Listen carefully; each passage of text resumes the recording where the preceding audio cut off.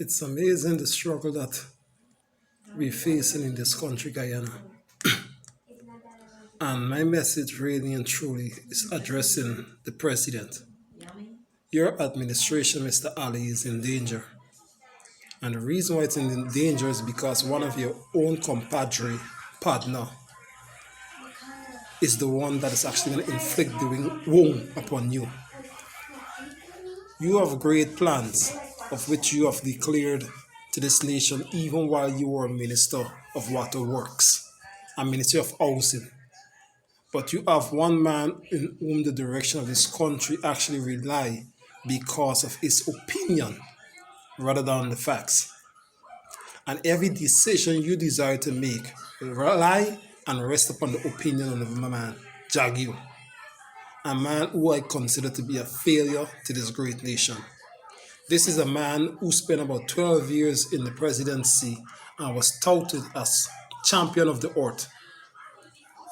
Yet at the same time, even though he supports global warming and climate change, not even 5% of this country today, 2022, not even 5% of this nation run by renewable energy. And that is no hard job. Because according to the record, one wind turbine costs 250,000 US dollar, which supplies up to 2,000 homes with electricity. It tells me if each region to receive 10 wind turbines is enough to solve our energy problems. 10 of them in every region. And we look at region 10, if you have 10 of them at 250 for one, you see the price we're talking about there. $2.5 million US. And because of corruption and incompetent people, we put at $10 million. Still, it's not cheaper than going and do gas to shore energy or do hydropower. This is a man here who has failed in renewable energy for the country. This is a man who don't take responsibility for any action that actually happens under his administration. So when it's talk about corruption, when it's talk about embezzlement, he take no responsibility. This is a man that has no child to carry on his name. This is a man that wouldn't even stand beside a woman to say, this is my woman, to show that he has strength. And everyone know the greatest administration in the world is being able to govern a family. Jaggy knows nothing about that. And this is the man you actually is using, work beside you to help you to propel this nation. I tell you, Mr. Ali, the administration is in great peril because of this man. You have two choices I see here.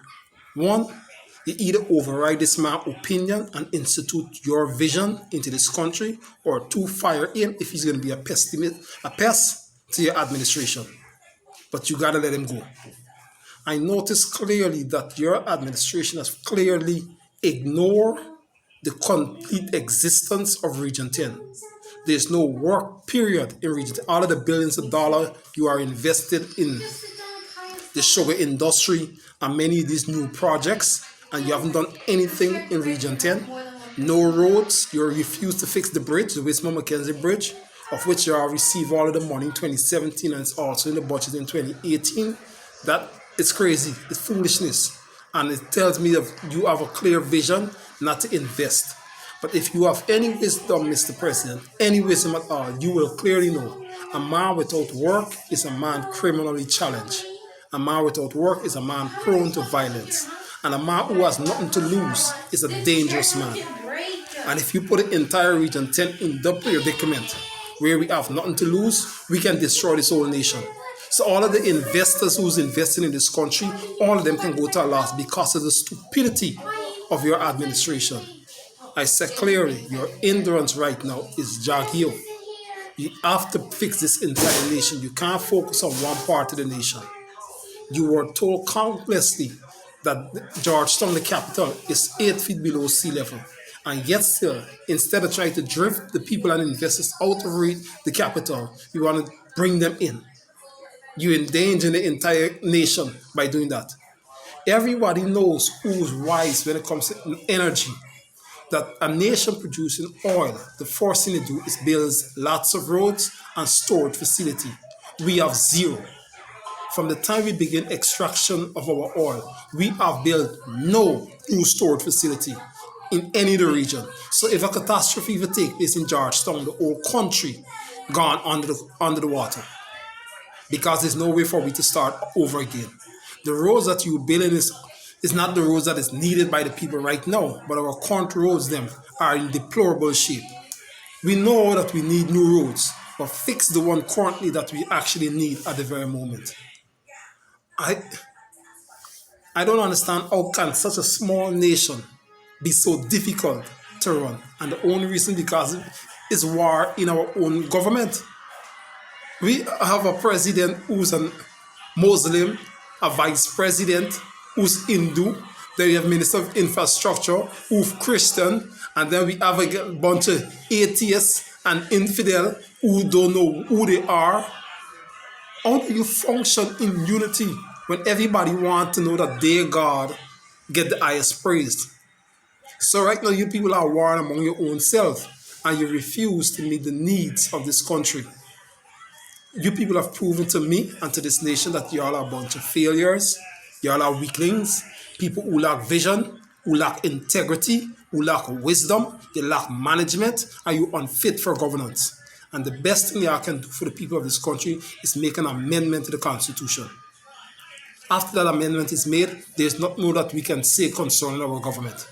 And this amendment that I'm talking about is whereby we the people must be able to choose the politicians that runs our nations. No longer should it be parties because parties only pick people like themselves, parasite, bloodsuckers, who's just eating and gnawing away at the very energy of the people. Let we the people pick parliamentarian every 3 years or every 4 years. That way they know the time in the country will be short. Secondly, when it comes to the financial management of this country, no longer should it be central government who's handling all the financial affairs, but every region is supposed to be able to fix their own roads, pay their own public servants.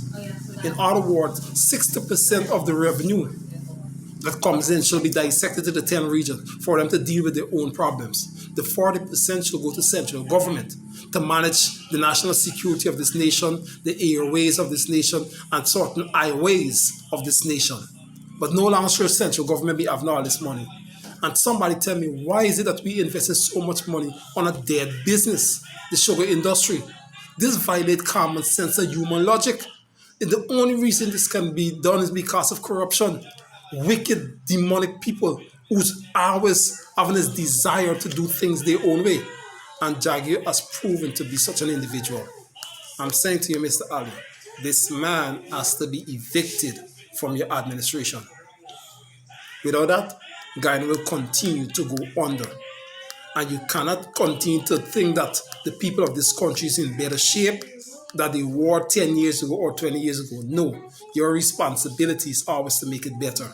And right now we have tens of thousands of people in this country who owe banks for the houses that they're building. Many people owe for car payments. Many people who owe money for small loans for the businesses. We need a royalty check. The only way you could help the people with this oil money directly is provide a royalty check every year.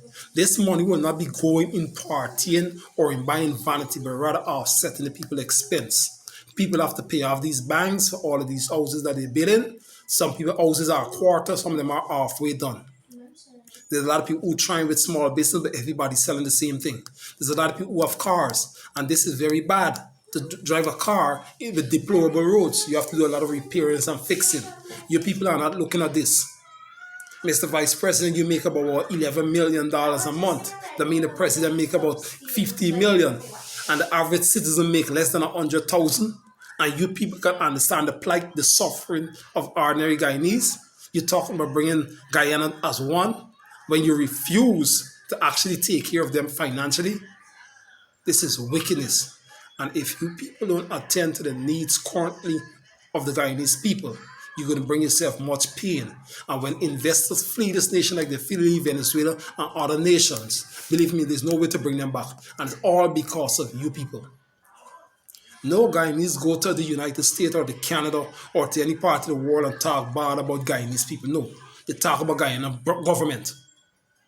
Why is it that no institution in this country call upon our local politician to give advice or counsel? Huh? No in the world. Nobody call on our president or our ministers them to give a word of encouragement or some guidance in business, in management or anything. No, because no one think y'all are fit and qualified for such action.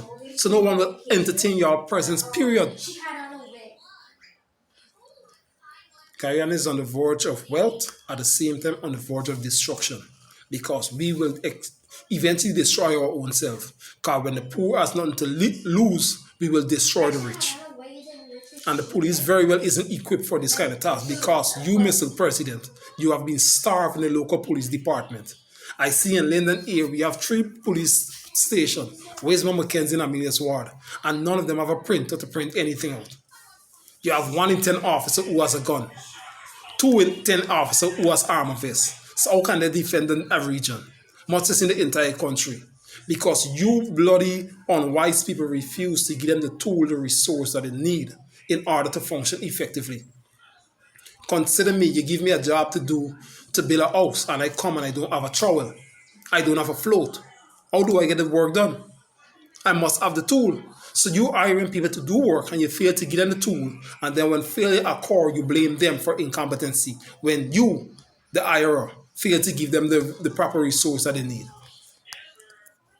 Your day is coming, Mr. Ali, and I'm telling you right now, you need to make swift action.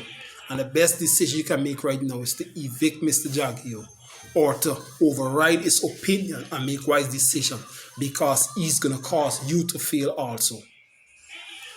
Mr.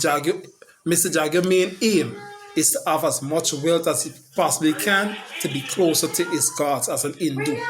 They believe in a lot of false gods, idols. And I'm sure he has some little idol of the Marriott Hotel in his home or the Arbor Bridge. Everything that he put his hands upon, yes, he turned it into a god. Mr. President, your time is coming. Make that decision.